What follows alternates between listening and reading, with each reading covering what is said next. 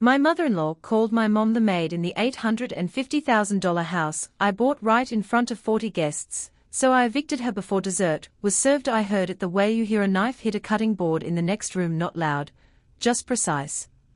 And impossible to unhear. She cleans up nice for a maid, Marguerite said, laughing into her wine glass, her voice pitched low enough to seem private and loud enough to be heard by exactly the people she wanted to hear it.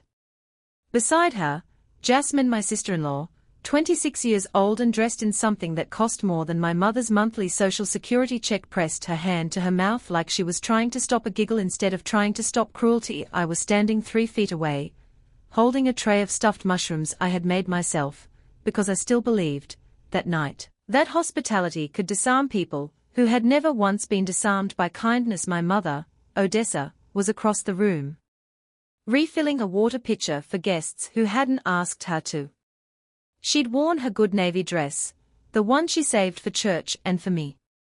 She had spent an hour on her hair. She had brought a card, handwritten, congratulating me and sterling on the house, a house I had paid for, every square foot, every marble countertop, every dollar of the $850,000, though almost no one in that room knew that I set the tray down on the console table. My hands did not shake. That surprised me more than the insult had. Before I tell you what happened next, let me know where you're watching from in the comments, because I think you're going to want to remember exactly where you were when you heard this story. Marguerite hadn't seen me yet. She was still talking, warming to her own performance now, the way people do when they mistake silence for absence. I mean, honestly, she continued, tilting her glass toward Jasmine, Sterling did well for himself, didn't he? Got the pretty architect wife, the big house, and apparently a built-in housekeeper for the holidays. Efficient. She laughed again, softer this time, satisfied with herself. I did not raise my voice. I did not set down the tray with force, did not let a plate crack against the marble, did not do any of the things a room full of Atlanta's most comfortable people might have expected from a black woman finally pushed somewhere she wasn't supposed to be pushed. I have never given anyone that show. I wasn't going to start in my own dining room. Instead, I walked to the bar cart, poured myself 2 fingers of the Cabernet I had specifically chosen because it paired with the short ribs, and I turned to face the room. Marguerite, I said, and my voice came out even, almost gentle, the way it does when I'm about to say something a client doesn't want to hear about a budget overrun. Since we are clarifying who paid for what tonight, this house isn't in Sterling's name. It's not in both our names either. It's held entirely under Ashworth Design Holdings. My company. My signature. My $850,000. The room did the thing rooms do when the temperature drops without anyone touching the thermostat. Forks stopped. Someone's ice cubes clinked too loudly in the sudden quiet, and the woman you just called the maid, I continued, is my mother. Odessa Freeman. She raised 3 children alone on a school cafeteria salary in Macon, Georgia, put every one of us through college, and never once, in 42 years, made another human being feel small to feel tall herself. So I think what you meant to say was thank you for having me. I didn't wait for a response. I have found that the people who talk the loudest in triumph are often the quietest in consequence, and I wanted to watch which one Marguerite would be. She chose neither. She simply blinked twice, the way people do when they realize the floor they were standing on was never actually theirs. Sterling appeared at my elbow then, the way husbands do exactly 1 beat too late, his hand finding my lower back in that gesture that used to feel like partnership and now, increasingly, felt like damage control. Nia, he said quietly, not tonight. Not in front of everyone. She said it in front of everyone, I said.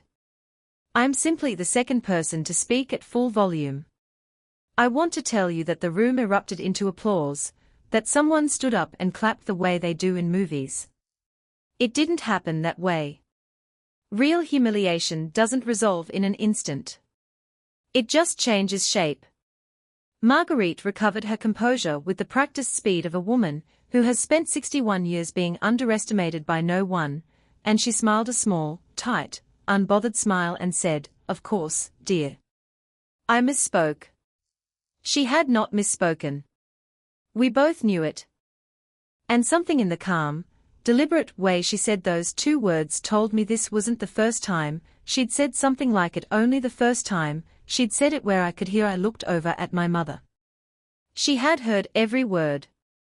She was standing very still by the water pitcher, her spine straighter than I had seen it in years, her eyes fixed somewhere just past my shoulder, the particular stillness of a woman who has spent her whole life learning how to absorb an insult without letting her face confirm it landed. That was the moment I understood something. I would spend the rest of that night, and the rest of that week, turning over like a stone in my palm.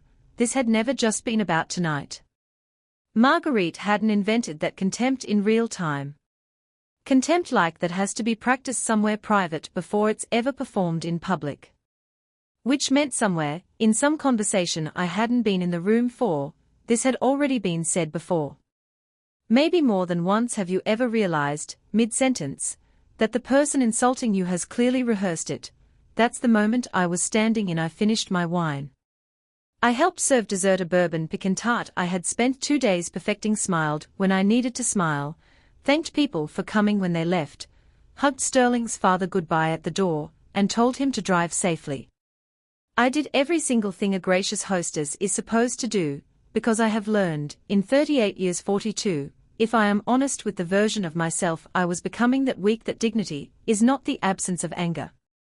It is anger, fully felt, wearing better clothes. But at 11:40 that night, after the last car pulled out of the circular driveway and Sterling had gone up to bed, assuming, as he always assumed, that a problem unaddressed was a problem resolved, I sat down at the kitchen island with my laptop, opened the shared credit account portal, and I began making a list. Sterling's mother's name was on 3 of our joint accounts, as an authorized user for emergencies. Jasmine's tuition supplement, the one I'd quietly approved 18 months ago, when Sterling asked me to. The one Marguerite had never once thanked me for was drafted automatically from an account with my name on the signature line. The housewarming, the catering, even the wine Marguerite had been holding when she called my mother the help, all of it had moved through accounts I controlled, alone, because I had built the financial architecture of this family the exact same way I built buildings, load-bearing, precise, and entirely dependent on a foundation nobody else in that room had ever bothered to examine. I did not cry. I did not call my mother to apologize on Marguerite's behalf, because an apology that isn't offered isn't mine to give. I sat in the blue light of my own kitchen, in the house I had paid for in full, and I began to understand exactly what quiet looks like when it finally decides to move at 6:15 the next morning, before Sterling was even awake. I called my attorney by 9 a.m.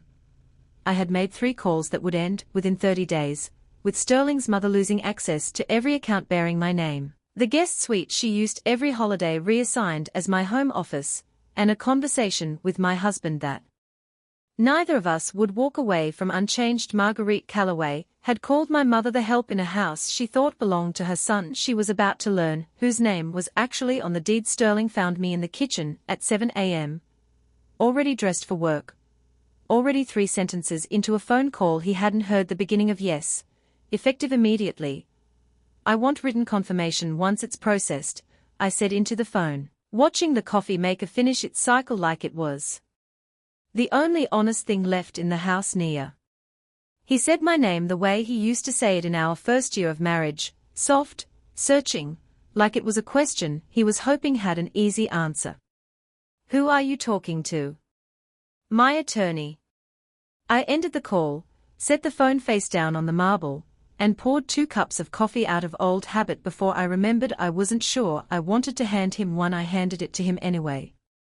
Some habits of care don't die as fast as the feelings that used to justify them. About last night, he started about 18 months of things I let go before last night. I corrected. He had the decency to look tired instead of defensive, which was almost worse, because tired meant he'd known. Tired meant this wasn't news to him. It was just the first time the bill had come due in front of witnesses. I want you to understand something about Sterling, because I think it's important you don't picture him as a cartoon. He is not a cruel man. He has never once, in 9 years of marriage, raised his voice at me. He remembers our anniversary. He calls his mother every single day, which I used to think was tenderness, and have since learned is something closer to obligation dressed up as devotion. Sterling's failure was never violence. It was the much quieter failure of a man who has spent his whole life being the peacemaker, in a house full of women who never had to make peace with anything, because peace was always made for them, by him, at somebody else's expense. Usually mine. She's my mother, he said. She says things. You know how she is. I know exactly how she is, I said. What I didn't know until last night was that you know how she is too, and you've been letting her be that way in my house, to my mother, for how long, Sterling? He didn't answer. That was the answer I found out over the following days, not through confrontation, but through the specific, patient archaeology I am trained to do professionally, the same instinct that lets me find a structural flaw in a blueprint before it becomes a collapsed ceiling. That Marguerite had been saying versions of this for over a year. A comment to a cousin at Thanksgiving about how some women marry up and bring their whole family up with them. A remark to Jasmine, relayed secondhand by Jasmine herself, laughing, not malicious exactly, just careless, the particular carelessness of people who have never had to budget their cruelty because no one's ever made them pay for it. Nia's mother is sweet, bless her heart, in a very simple way. Bless her heart. I have come to understand that in certain rooms, in certain accents, those three words are a scalpel disguised as a hymn. Before we go further, let me ask you something, because I think you already know the answer. If you've ever loved someone whose family decided, quietly, that your family was beneath consideration, have you ever noticed how the people doing the disrespecting are always the ones who benefit the most from your generosity? Marguerite had flown first class to our wedding on a ticket I paid for. She'd spent 6 holidays in the guest suite of a house I built. And in the same breath, in the same year, she'd found it appropriate to call the woman who raised me the help. I didn't confront Marguerite directly.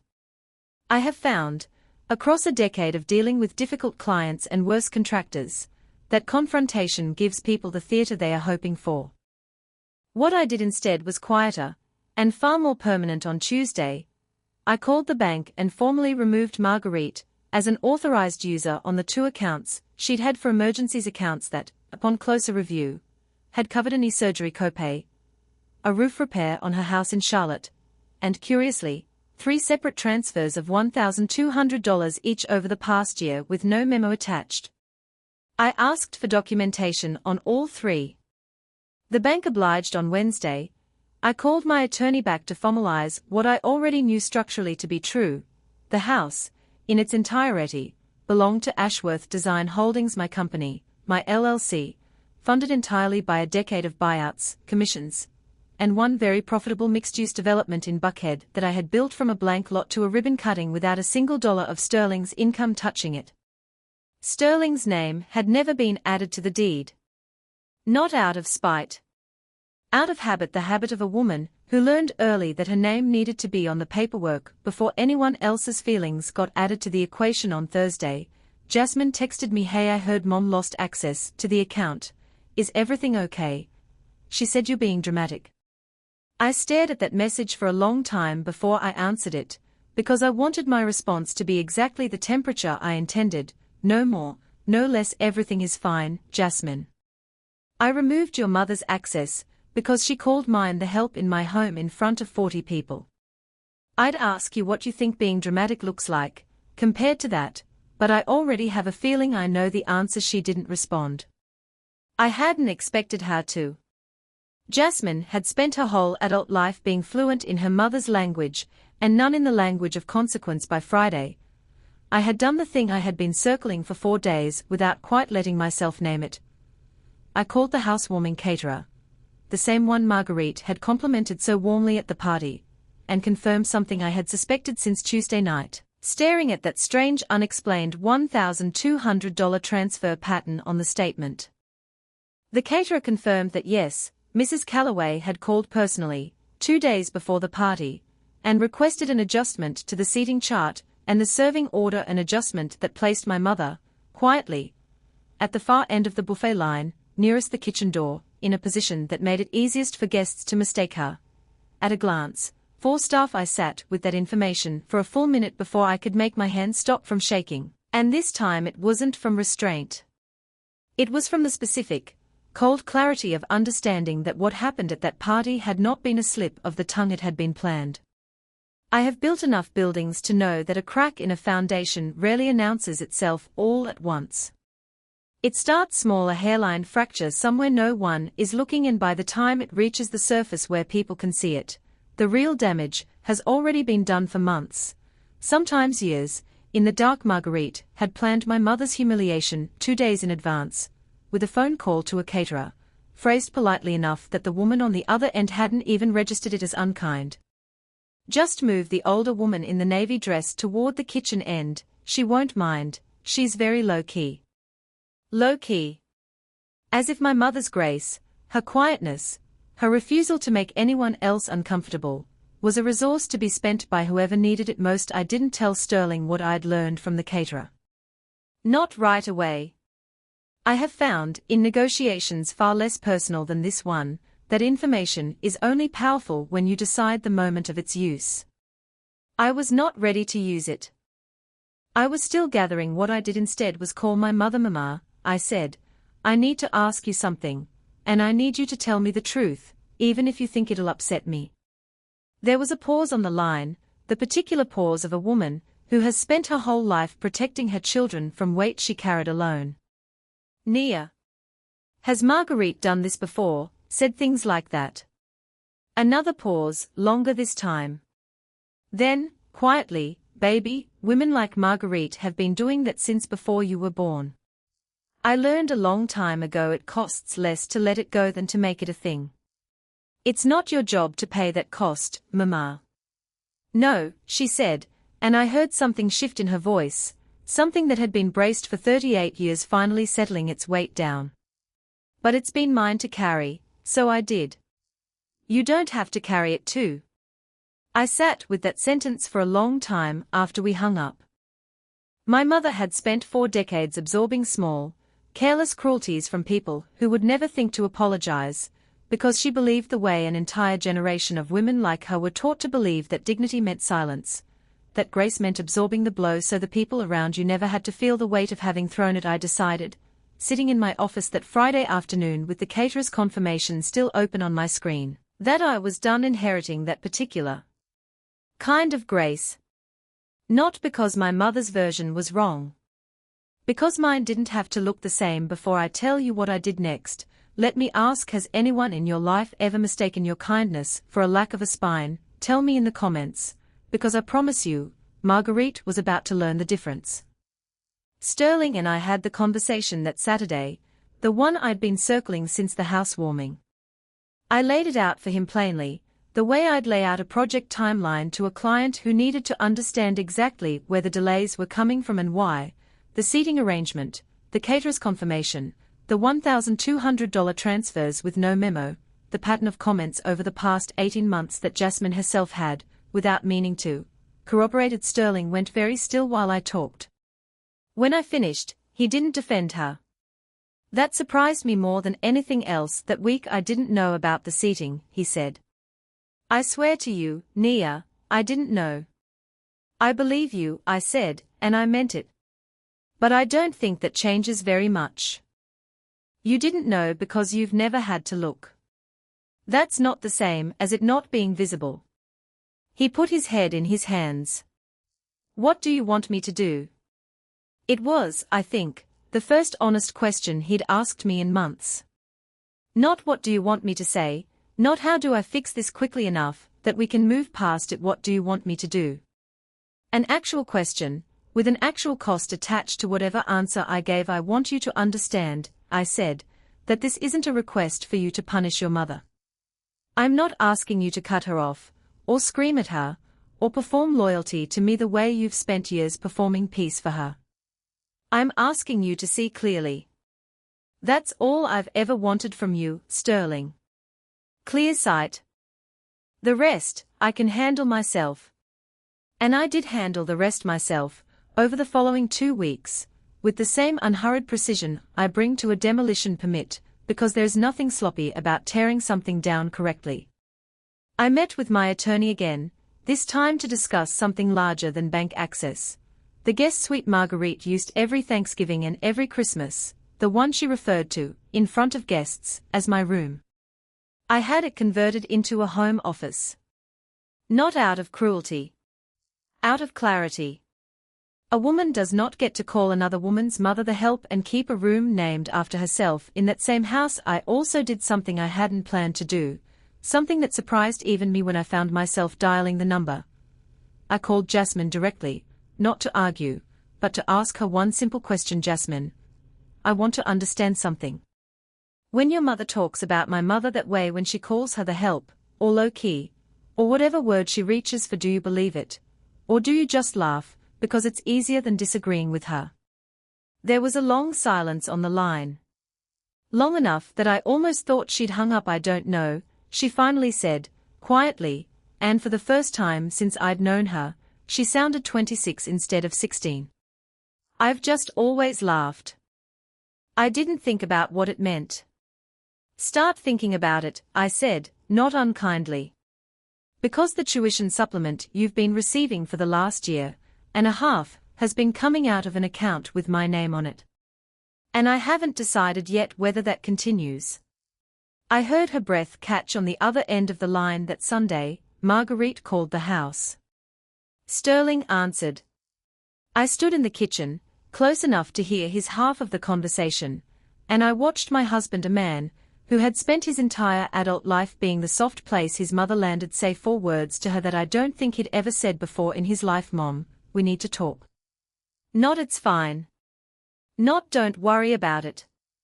Not the reflexive smoothing over I'd watched him perform for 9 years. We need to talk. I didn't know yet what that conversation would cost him, or what Marguerite would say when she realized her son had finally decided to look at her clearly instead of around her. But I knew, standing in my own kitchen, in the house that bore my name and no one else's, that something in this family had shifted permanently, and there would be no putting it back the way it was. I didn't listen to the rest of that phone call.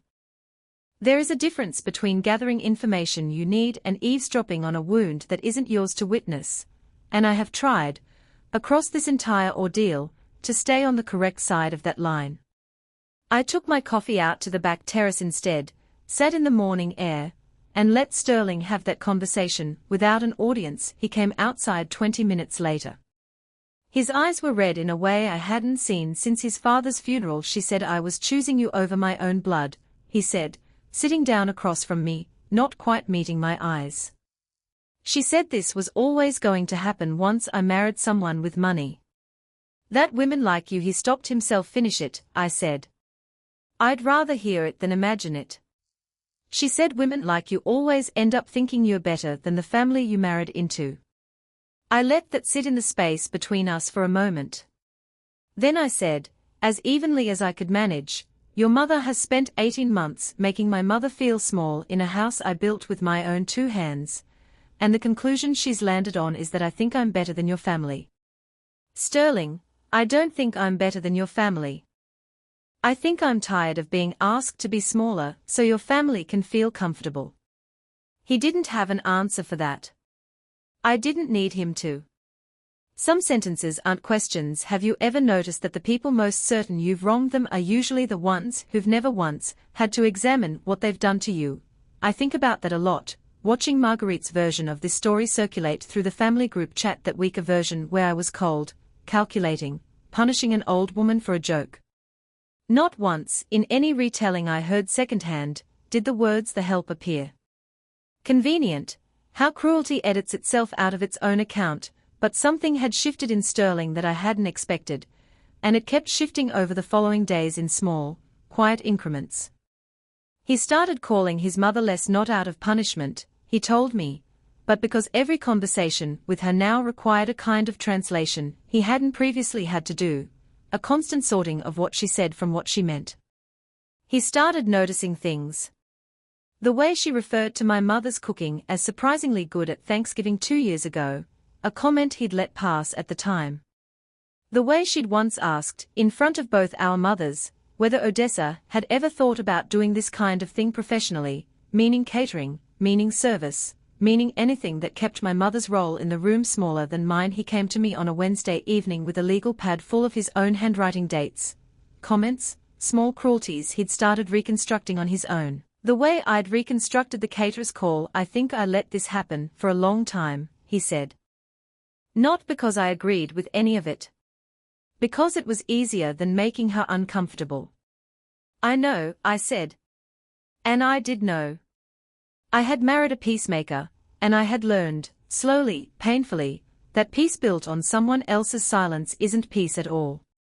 It's just a debt collected quietly, from the person least likely to ask for repayment. I want to be clear about something, because I think it matters.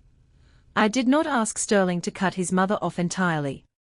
I am not in the business of demanding that kind of severance, not because Marguerite didn't earn consequences, but because I have never believed that dignity requires someone else's total destruction. What I asked for, what I had, in fact, already begun enforcing before I asked for anything, was a complete and permanent restructuring of what Marguerite was allowed access to in my life. My accounts. My home. My mother's presence in any room Marguerite occupied, without an apology. First offered that Friday, 2 weeks after the housewarming, Marguerite called me directly for the first time since the party. Nia, she said, and her voice had none of the warmth it carried when she'd complimented the wine at my table, none of the easy laughter from the night she'd called my mother the help. I think we should discuss what's happening to my access to the accounts. There's nothing to discuss, I said. You're not on them anymore. Sterling's my son. That house has never had your son's name on the deed, Marguerite, and it certainly has never had yours. I paid for every square foot of it, the same way I've paid, without complaint, for a great many things in this family for the last several years. What I will no longer pay for is the privilege of being disrespected in my own home. There was a long silence on the line. When she spoke again, her voice had changed, not softened, exactly, but recalibrated, like a woman doing quick math on how much ground she'd actually lost. It was a joke, she said. People are so sensitive now. Your caterer didn't think it was a joke when you called her 2 days before the party and asked her to move my mother's placement toward the kitchen door, I said. I have that confirmed in writing, if you'd like me to read it back to you. The silence that followed was the longest one of the entire conversation. I don't know what you're talking about, she said, but the tremor underneath the denial told me everything I needed to know. She'd been caught in the one place a woman like Marguerite never expects to be caught, in a paper trail. I think you do, I said quietly. And I think, somewhere in the next few days, you're going to need to decide whether you'd like a relationship with your son's family going forward, or whether you'd like to keep pretending this was ever about a joke. Either way, Marguerite, the accounts stay closed. The guest suite stays an office. And the next time you're in a room with my mother, I expect you to address her as Mrs. Freeman. I hung up before she could answer. It was, I think, the first time in my adult life I had ever hung up on someone older than me without apologizing for it. Afterward that night, lying in bed, I felt something I hadn't expected to feel after weeks of quiet, methodical dismantling. Not triumph, exactly. Something steadier than that. Something closer to the feeling of watching a building you designed finally stand exactly the way the blueprint said it would: solid, load-bearing, built to hold weight no one else had believed it could hold. But 3 days later, a text arrived from Jasmine that made my stomach drop in a way none of Marguerite's cruelty ever had. Nia, I need to tell you something about that $1,200 transfers. It's not what you think. And I don't think Mom's the only one who knew about it. I called Jasmine back within the minute, my heart doing something unfamiliar and unpleasant in my chest. Not panic, exactly. Architects don't panic. We recalculate load. But something close to it. What do you mean? It's not what I think, I asked, keeping my voice level even as my pulse wasn't. Jasmine exhaled hard on the other end, the sound of someone who'd been holding a breath for longer than a single phone call. The transfers. The $1,200 a month. It wasn't Mom pulling money for herself. I mean, some of it was. But not all of it. Then whose was it? A pause. Sterling asked her to help set it up. About a year ago. I sat down slowly at the kitchen island, the same island where I'd made my list 2 weeks earlier, and I let that sentence find its footing in my mind before I responded. Set what up, Jasmine? There's a savings account. Under Mom's name, technically, because Sterling said it needed to be separate from anything you could see on the joint statements. He's been putting money into it for about a year. I don't know exactly what for. I just know Mom helped him move some of it through her account so it wouldn't show up connected to his name on your shared statements. I did not raise my voice. I did not throw the phone. I sat very still, the way I imagine my mother has sat still 1,000 times in her life, absorbing a blow before deciding what shape her response would take. Thank you for telling me, I said, and I meant it, because whatever Jasmine's motives, guilt, self-preservation, or something more honest finally surfacing in her, she had given me something true, and truth, even inconvenient truth, has always been the only currency I've ever wanted from this family. I hung up and sat with the silence of my own kitchen for a long time. Here is what I want you to understand: if you've ever built something, a business, a marriage, a life with someone you loved, betrayal rarely arrives as a single dramatic blow. It arrives in the small, deliberate omissions. A separate account. A conversation moved outside the reach of your shared statements. A husband who spent a year routing money through his mother's name specifically so his wife, the architect, the one who reads blueprints for a living, the one whose entire professional instinct is to notice what doesn't add up, would not notice the load-bearing wall had been quietly removed from beneath her own house. Before I go any further, I have to ask you something, and I want you to really sit with it. Have you ever discovered that the person defending you loudest in one room was hiding something from you in another? Tell me in the comments, because that's exactly where I found myself that night. I didn't confront Sterling immediately. I have learned, through years of negotiating with contractors who thought a woman wouldn't check their math, that the person who speaks first in anger usually loses the leverage of clarity. I waited until he came home from work, made dinner the way I always did, and let the evening unfold with its ordinary rhythms: dishes, a movie half-watched, the particular domestic quiet of two people who don't yet know one of them is about to ask a question that will end the peace they're currently sitting in at 9:40. After he'd showered and settled onto the couch beside me, I turned off the television. Tell me about the account, I said. His face did something I will remember for a long time. Not the practiced concern he'd shown at the housewarming, not the guilt he'd carried the week his mother called and he'd finally said, "We need to talk." This was something rawer. Caught what account? Sterling. I'm not asking you a question I don't already know the answer to. I'm asking you to be the one who tells me, instead of making me learn it from your sister. He was quiet for a long time. When he finally spoke, his voice had none of its usual smoothness. "It's not what you think." He said the same 4 words Jasmine had used, and I noted, distantly, how families rehearse the same defenses without ever coordinating them, because the instinct to minimize runs in blood the same way a jawline does. Then tell me what it is. I've been saving, he said. For I was going to use it toward opening my own firm. Consulting. I didn't want to ask you for capital, because I know how that would look. Me asking my wife to fund my business the way you funded everything else. I wanted to build something that was just mine. I didn't think you'd understand that, so I didn't tell you. And then it became easier not to tell you than to finally have that conversation. I sat with that explanation for a long moment, turning it over, checking it for the load-bearing truth underneath the surface, the way I would check any story before I decided whether to believe the structure could hold. Here is what made this different from Marguerite's cruelty. And I want to be honest about that difference, because I think it matters. This wasn't contempt. This was fear. A man who had spent his whole life playing peacemaker, who had never once built anything independent of someone else's shadow, terrified of what it would mean to ask his high-achieving wife for room to grow something of his own. It didn't make the secrecy acceptable, but it made it human in a way Marguerite's calculated seating chart never was. Sterling, I said quietly, I would have helped you build that. Not because you needed my permission. Because that's what partnership is supposed to look like. What I can't forgive as easily is that you decided, on your own, that I wasn't someone you could trust with that truth, and then you let your mother help you hide it. The same mother who spent that same year making my mother feel like she didn't belong at our dinner table. I know, he said. I know how that looks.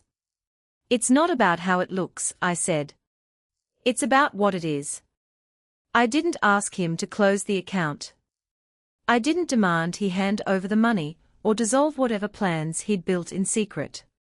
What I asked for, instead, was smaller and larger at the same time, full transparency, immediately, on every account either of us held, joint or separate, effective that night. And an honest conversation, finally, 6 years overdue, about what it meant that in a marriage built on my financial architecture, he had never once felt safe enough to simply ask. He agreed. He seemed, if anything, relieved, the particular relief of a man who has been carrying a secret so long he's forgotten what his own shoulders feel like without the weight of it. But 3 weeks later, going through the last of the paperwork my attorney had requested to finalize the account restructuring, I found something that had nothing to do with Sterling's hidden savings account at all. A document that had been sitting, forgotten and unsigned, in a folder from before we were even married, a prenuptial agreement, drafted by Marguerite's attorney, naming Sterling as sole beneficiary of any property acquired during our marriage, regardless of whose name was on the deed. An agreement I had never signed, had never even been shown, dated 3 weeks before our wedding. I didn't sleep that night. I sat at the kitchen island with the document spread out in front of me the way I'd spread out 100 contracts before signing off on multimillion-dollar bills, reading every clause twice, then a third time, because I needed to be certain I wasn't misunderstanding something that mattered this much. It wasn't complicated legal language. That was almost the worst part. It was plain, direct, clearly drafted by someone who knew exactly what she wanted it to accomplish. Any property acquired during the marriage, regardless of whose income financed it, regardless of whose name appeared on any deed or title, would, in the event of divorce or death, revert to Sterling Calloway as sole beneficiary. 3 weeks before our wedding. Marguerite's attorney's letterhead, at the top of the page, unsigned. That detail sat in my chest like a held breath. Unsigned, undated beyond the attorney's own timestamp, buried in a folder that had clearly not been opened since before I became Nia Calloway. I called my attorney at 8:01 the next morning, the exact minute her office opened. I need to understand something, I said, and I read her the document over the phone, my voice steadier than I felt. If this was never signed, does it mean anything at all? Legally, no, she said. An unsigned, unexecuted agreement has no binding power. It's a draft. It's paper. She paused. But Nia, the fact that it exists, that it was drafted before your wedding and never mentioned to you, tells you something regardless of whether it was ever enforceable. I already knew what it told me.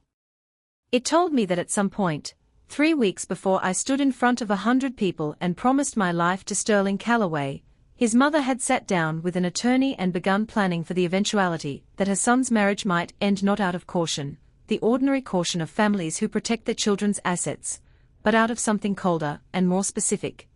An assumption, made before the marriage even began, that whatever I built would eventually need to be legally redirected back into her son's hands. Before I go further, I want to ask you something. Have you ever found proof that someone had been planning for your failure before you'd even had the chance to succeed? Tell me in the comments, because that's exactly the paper I was holding in my hands that morning. I confronted Sterling that evening, and this time, I did not soften the approach the way I had with the savings account. I set the document on the kitchen island between us, the same island where 2 weeks earlier he'd told me about hiding money for his own firm, and I watched his face as he read it. To his credit, and I want to be fair here, because fairness has never cost me anything I couldn't afford. His confusion looked genuine. He read it twice, the same way I had, his jaw tightening with each pass. I've never seen this, he said. Nia, I swear to you, I've never seen this document in my life. Your mother's attorney drafted it. I know whose letterhead that is. I still didn't know it existed. He looked up at me, and for the first time since the housewarming, I saw something in his expression that looked less like guilt and more like the specific horror of realizing your own family had been operating one layer beneath you the entire time. She never asked me to sign this. She never mentioned it. Because she didn't need you to sign it, I said quietly. She needed you to marry me first. The signature could come later, whenever she found the right moment to bring it up as something reasonable, something protective. A formality, she probably would have called it. Something every family does. He sat down slowly, the paper still in his hands. You think she was planning for us to fail before we even got married? I think, I said, your mother has spent your entire adult life believing that any woman capable of building what I've built was, at minimum, a threat to be managed. I think the seating chart at the housewarming and this document came from the same place. She never saw me as your wife, Sterling. She saw me as a liability with good taste. He didn't argue. That, more than anything else in the 6 weeks since the party, told me how far something in him had shifted. What happened next, I did not orchestrate. Sterling drove to his mother's house the following morning, unannounced, the unsigned document in a manila folder on the passenger seat. He told me afterward that he hadn't planned what he would say. He'd simply driven there the way a person drives toward an answer they are afraid of, because the not knowing had become worse than whatever the knowing might cost him. Marguerite, he said, did not deny it when he laid the paper on her kitchen table. I did it to protect you, she told him. You have no idea what it's like to watch your son marry a woman who makes more money than he does. I wasn't going to let you end up with nothing if it didn't work out. I would have had my wife, Sterling told her, his voice, he said, steadier than he expected it to be. That's not nothing, Mom. That was never nothing. She didn't have an answer for that. Sterling told me, when he came home that afternoon, grey around the eyes in a way I'd never seen on him, that it was the first time in 34 years he had ever watched his mother go silent, because she had run out of ways to make her own fear sound like love. I sat with him that evening on the back terrace, the same terrace where he'd told me, weeks earlier, what his mother had said about women like me. Neither of us spoke for a long time. What do we do now? He finally asked. I looked out at the yard, at the house I had built, at the life I had spent 9 years constructing on a foundation I was only now fully able to see the cracks in. Now, I said, we decide whether this marriage is something we're both willing to rebuild honestly, or whether it's something we've been holding up out of habit, the same way your mother held up a lie about protecting you. He didn't answer right away. And in the silence that followed, I understood that neither of us yet knew which answer was coming. We didn't answer that question that night. Some questions aren't meant to be answered in the dark, on a terrace, with a folder full of a mother-in-law's contingency plans still sitting on the kitchen table. Some questions need daylight, and distance, and time to see whether what's left standing after the storm was ever load-bearing in the first place. I told Sterling I needed a week. Not a separation, not yet just space to think without the particular gravity of his presence pulling my conclusions toward whatever would keep the peace. He didn't argue. I think, for the first time in our marriage, he understood that arguing for peace at the expense of my clarity was exactly the habit that had gotten us here. I spent that week the way I process everything that matters, methodically. I drove out to see my mother on the second day, sat with her at her kitchen table in the small brick house in Macon where I grew up, and told her everything: the unsigned document, the savings account, the 18 months of quiet comments I'd finally reconstructed into a pattern. She listened without interrupting, the way she always has, her hands wrapped around a cup of tea she wasn't drinking. You know, she said, when I finished, I always wondered why that woman never once asked me a single question about myself. Not where I grew up. Not what I did before I retired. Nothing. 40 years of raising 3 children on a cafeteria salary, and she never once looked curious about how I did it. I'm sorry, Mama. I should have seen it sooner. Baby, you built her son a house with your own 2 hands and your own money, and she still found a way to make me feel like the one serving the meal instead of the one who raised the woman who paid for it. She shook her head slowly. That's not something you missed. That's something she made sure stayed hidden until she wanted it seen. Before I go on, let me ask, has an older woman in your life ever told you something in one sentence that took you weeks to fully understand? That's exactly what my mother did for me at that kitchen table. I stayed for dinner that night. My mother made smothered chicken and rice, the same recipe she'd made every Sunday of my childhood, and for the first time in months, I ate a meal without calculating anything, not who was watching, not who might say something cutting, not whether the piece in the room was real or performed. It was, simply, dinner with my mother, in the home she raised me in, and it was the first time in weeks I felt something close to rest. On the fourth day, I met with my attorney again, not about the marriage, but about Ashworth Design Holdings, my company, the entity that held the house, the accounts, the entire financial architecture of the life I'd built. I restructured the operating agreement to formally exclude any future spousal claim to company assets regardless of marital status. A protection I should have put in place years earlier and hadn't, because some part of me had wanted to believe that transparency alone was enough armor against a family who had, apparently, been planning around me since before the wedding. It wasn't spite. I want to be clear about that, because I know how this can sound from the outside. It wasn't punishment for Sterling's hidden savings account, or retribution for his mother's unsigned document.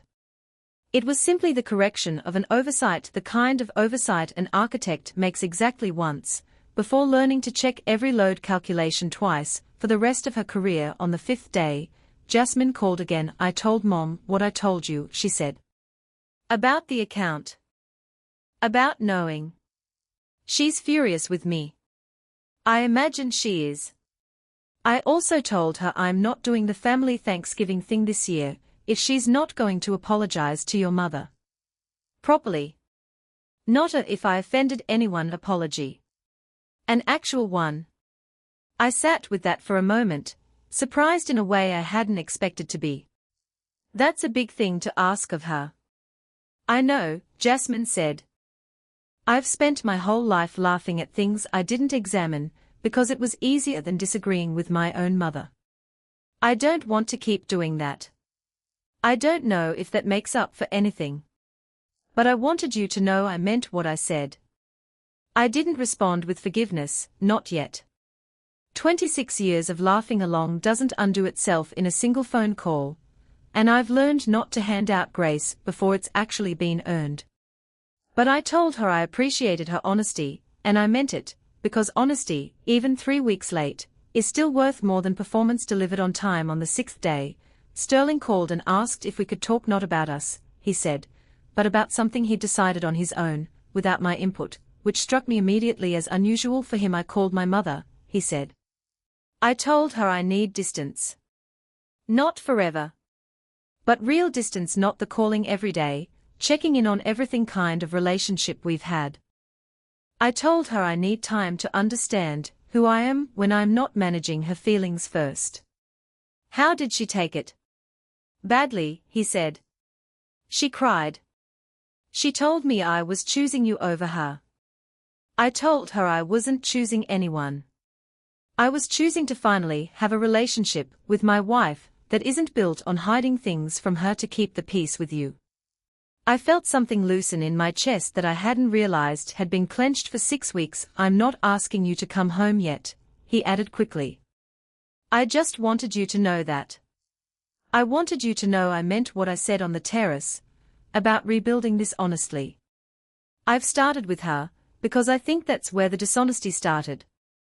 I told him I appreciated that. I told him I needed the rest of my week regardless, and he didn't push, which itself felt like evidence of the shift I'd been watching in him since the housewarming. But on the 7th day, the day I'd planned to drive back home and finally give Sterling my answer, I got a call I hadn't expected at all. Not from Sterling, not from Jasmine, not from Marguerite. It was from my attorney, her voice careful in a way that told me before she'd finished her first sentence that whatever she was about to say was going to change the shape of everything I thought I'd already settled. Nia, she said, I need you to come in. There's something in the original property filing from before your wedding that I think you need to see for yourself. I drove to my attorney's office that same afternoon, my hand steady on the wheel even though nothing in me felt steady at all. 7 days of processing Sterling's hidden savings account, his mother's unsigned prenuptial draft, a lifetime of small cruelties finally reconstructed into a pattern, and now, apparently, something buried even further back, in the original filing, before any of it had started. My attorney, Patricia, had the documents spread across her conference table when I arrived. She didn't waste time on preamble, which I appreciated, because I have never been a woman who needed to be softened before hearing something difficult. When you formed Ashworth Design Holdings and transferred the property into the LLC 3 years ago, your original attorney, not me, your prior counsel, filed the paperwork correctly, she said. But there's an addendum here, dated the same week, that I don't think you ever saw. It's a request for a secondary lien holder designation. In whose name? Sterling's mother's attorney submitted it.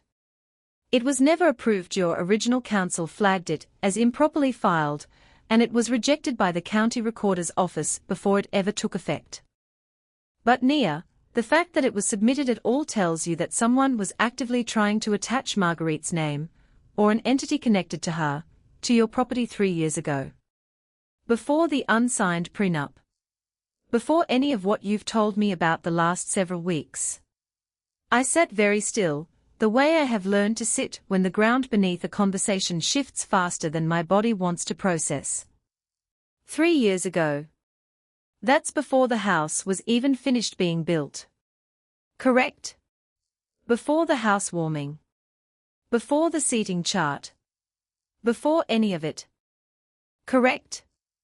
I want you to understand something about the particular kind of clarity that settles over a person in a moment like that, because I don't think words like anger or betrayal quite capture it.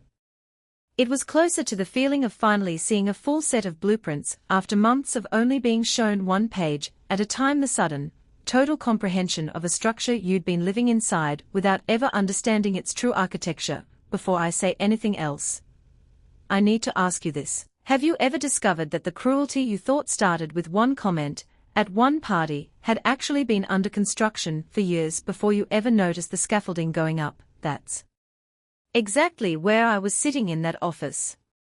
What does this mean for me now? I asked Patricia. Legally, nothing, she said. The lien was never approved. Your ownership has never been in any real jeopardy. But I wanted you to see it, because I think it changes the story you've been telling yourself about when this began. It did change the story. I had been operating, for 6 weeks, under the belief that Marguerite's contempt was something that had built slowly, an 18-month pattern of small comments calcifying into the housewarming. What I understood now, sitting in that office with an improperly filed lien request 3 years old spread in front of me, was that this had never been slow at all. It had been present from the very beginning. From the moment the foundation was poured, Marguerite had been quietly trying to attach her name to something she had no legal or financial claim to. And when that failed, she had waited, patiently, for the son's marriage itself to become the mechanism through which she might still claim it. I drove home that evening in a silence I didn't try to fill with music or phone calls. I needed the quiet to let the full weight of it settle. Sterling was waiting when I got home, not hovering, not anxious the way he might have been 6 weeks earlier, but simply present, sitting at the kitchen island with 2 cups of tea already poured, as if some part of him had known this was a night that would require exactly that kind of steadiness. I told him everything Patricia had shown me. I watched his face move through the same stages mine had moved through in that office: confusion, then disbelief, then the slow, cold arrival of understanding. 3 years, he said quietly. She's been doing this since before the house was even finished. Since before I was your wife in anything but name, I said. Sterling, I don't say this to hurt you. But I need you to understand what this means. This was never about a joke at a party. This was never even about the savings account, or the unsigned prenup. Your mother has spent 3 years treating my ownership of everything I've built as a temporary condition, something to be corrected, eventually, one way or another. He didn't defend her this time. He didn't say people are sensitive, or she says things, or any of the small phrases he'd once used to smooth over her behavior like spackle over a crack that needed structural repair, not cosmetic. He simply sat with it, his tea going cold in front of him, and said, "I don't know how to be her son and your husband at the same time anymore. I don't think I can keep doing both the way I've been doing them." "You don't have to choose between us," I said. "But you do have to choose what kind of son you're going to be. Because the version that spent 34 years managing her feelings instead of naming her behavior, that version isn't someone I can keep building a life with. Not because I don't love you. Because I can't keep living in a house where the foundation is something I have to keep rechecking every few months to make sure no one's tried to quietly attach their name to it." He looked at me for a long time before he spoke again. "Then I choose to become someone else," he said. "Starting now. Not for you. For me. Because I don't want to spend the rest of my life being a man whose mother's fear became the architecture of his own marriage." It was, I think, the most honest sentence Sterling Calloway had ever said to me. And it was the first moment in 8 weeks that I let myself believe cautiously, the way you test a beam before you trust your full weight on it, that something between us might actually be capable of being rebuilt. But that same night, close to midnight, my phone rang with a number I didn't recognize. Atlanta area code. When I answered, a woman's voice I didn't know introduced herself as Marguerite's younger sister. "Calling," she said, "because there was something about the family's finances and about a property in Charlotte that she thought I needed to know before Marguerite found a way to bury it entirely." Her name was Denise. Marguerite's younger sister, calling from a landline number that suggested she didn't trust her own cell phone to keep the conversation private. "I probably shouldn't be doing this," she said, "but I've watched my sister do this same thing to 2 other people in this family. And I'm tired of staying quiet about it because I'm scared of her too." I sat down at the kitchen island, Sterling watching me from across the room, and I listened. "The Charlotte property," Denise explained, "was a small rental home Marguerite had inherited from their mother 15 years earlier, a property she had, for over a decade, quietly used as collateral leverage against multiple family members, offering help with down payments or emergencies in exchange for being added, temporarily, as a co-signer or lien holder on whatever the recipient was building." Denise's own son had nearly lost his first home this way, before a lawyer friend caught the language buried in the paperwork and forced Marguerite to release her claim. "It's not really about money with her," Denise said. "It's about never letting anyone in this family build something she can't put her hand on. She did it to my son. She tried to do it to you, with that lien on your property years ago. I imagine she'll try again with someone else if nobody stops her." I thanked Denise for calling, and I meant it, in the specific way you mean gratitude towards someone who has handed you the final piece of a puzzle you'd been assembling in the dark. "Before I tell you what I did with that information, I want to ask, have you ever realized that the person hurting you wasn't uniquely cruel to you, that you were simply the latest name on a list they'd been running through for years?" There's a strange kind of relief in that realization, even inside the anger. Tell me if you've ever felt both those things at once. I didn't call Marguerite that night. I let the information settle, the way I let concrete cure before I trust it to bear weight. What I did instead, over the following days, was quiet and complete in a way that finally matched the scale of what I now understood. I had Patricia draft a formal, permanent legal separation between Ashworth Design Holdings and any member of the Calloway family, present or future, closing every avenue Marguerite had ever used or attempted to use: the accounts, the lien history, any conceivable claim through marriage, inheritance, or goodwill. Not out of fear that Sterling himself would ever try what his mother had tried.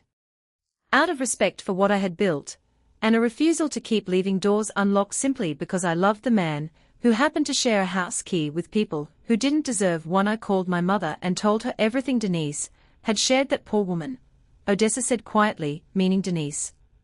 And I understood in that single sentence something about my mother I had always known, but rarely seen stated so plainly. Even now, even after everything, her first instinct was compassion for someone caught in the same current that had swept over her. 15 years, doing that to her own family. That kind of hunger doesn't come from nowhere, Nia. But that doesn't make it yours to keep absorbing. "I know, Mama." "Good," she said. "Then stop absorbing it." I did. 2 weeks later, Sterling and I sat down with a mediator, not divorce counsel, though I hadn't ruled that out, but a structured conversation meant to determine whether what remained between us was a marriage worth rebuilding, or a habit worth finally releasing. Over 3 sessions, Sterling did something I hadn't fully believed he was capable of until I watched him do it in real time. He named, out loud, in front of a neutral third party, every way he had let his mother's comfort come before my dignity across 9 years of marriage. Not in vague terms. Specifically, the Thanksgiving comment about my mother's cooking. The years he'd let Marguerite call unannounced and expect immediate attention regardless of what we were doing. The seating chart he should have noticed and hadn't, because noticing had never been required of him before. I think, he said, in our final session, I spent so long being my mother's peacemaker that I never learned how to be my wife's partner. I thought those were the same skill. They are not even close. I won't tell you the mediation resolved everything neatly, because that would not be honest, and I have tried, through every part of this account, to give you the truth rather than the tidy version.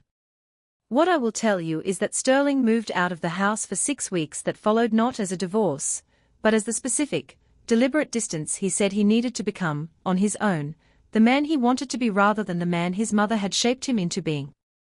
I did not fight that decision. I had learned, finally, the difference between fighting to keep something and having the patience to let something prove itself true on its own timeline. Marguerite, for her part, never called to apologize to my mother. Denise told me, months later, that she'd told the extended family a version of events in which she was the one wronged, cut off from her grandchildren's lives, punished for one small comment blown out of proportion by a daughter-in-law with too much money and too little grace. I let her keep that story. I have found that people who need a villain in their narrative will always find one, and I decided a long time ago that I would rather be misunderstood by someone unwilling to look clearly than spend one more evening of my life trying to correct a woman who had spent 3 years quietly trying to attach her name to mine. Jasmine kept her word about Thanksgiving. She spent it with my mother and me instead, the first of what would become, over the following year, a slow and careful rebuilding between the two of us, not sisters exactly, not yet, but something honest, which felt like more than enough given where we'd started. And on a quiet Tuesday morning in early spring, 8 months after the housewarming, Sterling came back, not to the same house, not to the same marriage, but to a version of both we had rebuilt, plank by plank, with every load bearing. Question finally asked out loud instead of buried beneath politeness. I stood in my kitchen that morning, coffee in hand, watching him carry the last of his boxes back through the front door, and I understood, with the particular clarity that comes only after months of quiet, deliberate work, that I had not simply survived what Marguerite had tried to build around me. I had redesigned the entire structure from the foundation up, and this time, every signature on every document belonged to exactly the people who had earned the right to hold them. A year passed the way foundations settle slowly, and only visible in hindsight, when you finally step back far enough to see the whole structure standing. Sterling and I did not go back to what we were before the housewarming. I want to be honest about that, because I think there's a temptation, at the end of a story like this, to tie every thread into something that looks like a full and total return to how things were. That isn't what happened, and I wouldn't want it to be. What we built instead was something new, a marriage with fewer illusions and more architecture, where every account had both our names on it because both our names had finally earned that trust, where every visit from his mother was scheduled, brief, and conducted entirely on our terms, where the word help was never again used in my mother's presence by anyone who wanted to remain welcome in our home. Marguerite never apologized. I want you to sit with that, because I think it matters more than any tidy resolution I could offer you instead. She spent that year telling her version of events to whoever would still listen, a story in which she was the wronged party, a mother pushed out by a daughter-in-law who'd never forgiven a harmless comment. Some of the family believed her. Most, quietly, did not. Denise had made sure of that, and Jasmine, in her own way, had stopped laughing along a long time before the rest of the family caught up to where she'd already arrived. I did not spend that year trying to fix Marguerite, or convince her, or win some final argument that would make her see what she'd done. I have learned, across everything this house and this marriage taught me, that some people will never examine the seating chart of their own cruelty, and waiting for that reckoning is its own kind of captivity. I released her from my expectations the same quiet way I'd released her from every account that once bore my name. My mother, Odessa, spent that Thanksgiving at the head of my table, not the far end, not near the kitchen door, but the head, where I sat her myself, where she stayed all evening being asked genuine questions by Jasmine about Macon, about the 3 children she raised alone, about the particular grace it takes to hold a family together on a cafeteria salary. My mother answered every question with the same quiet dignity she has carried her whole life, but I noticed something new in the way she carried it that evening, not less dignity, but less weight underneath it. The dignity of a woman who no longer has anything to prove to a room that once tried to make her invisible. Before I tell you the last thing I want you to know, I have to ask, have you ever watched someone you love finally get to sit at the head of a table they'd spent their whole life serving from the edges of? If you have, you already understand exactly what that Thanksgiving meant to me. I still have the house. It still bears only my name, exactly the way it did the night I poured myself 2 fingers of Cabernet and told a room full of my husband's family, who had actually paid for the marble beneath their feet.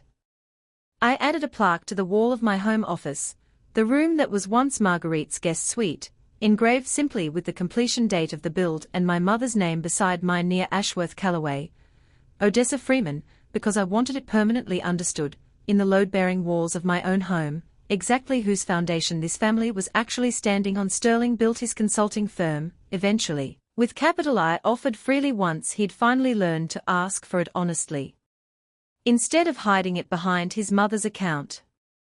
It is a small business. It is entirely his. I have never once let him forget that the difference between what his mother offered him and what I offered him is the difference between a debt disguised as love, and love that never needed to be repaid at all. As for me, I still design buildings. I still check every load calculation twice, because I have learned, in every part of my life now, that the structures which hold are the ones you're honest about from the very first blueprint, and the ones that collapse are always the ones somebody quietly hoped no one would ever look at closely enough to check. On the anniversary of the housewarming, I stood alone on my back terrace at sunrise, coffee in hand, the same terrace where Sterling had once told me what his mother said about women like me, the same terrace where he'd once asked what do we do now, and neither of us had known the answer. I knew the answer now. I had built it, plank by plank, signature by signature, over the course of a single unforgiving year. Marguerite Callaway called my mother the help in a house she thought her son had built. She was wrong about the house. She was wrong about my mother. And in the end, she was wrong about exactly which woman in that family had spent her whole life quietly, patiently, holding everything up. It was never her, it was always us.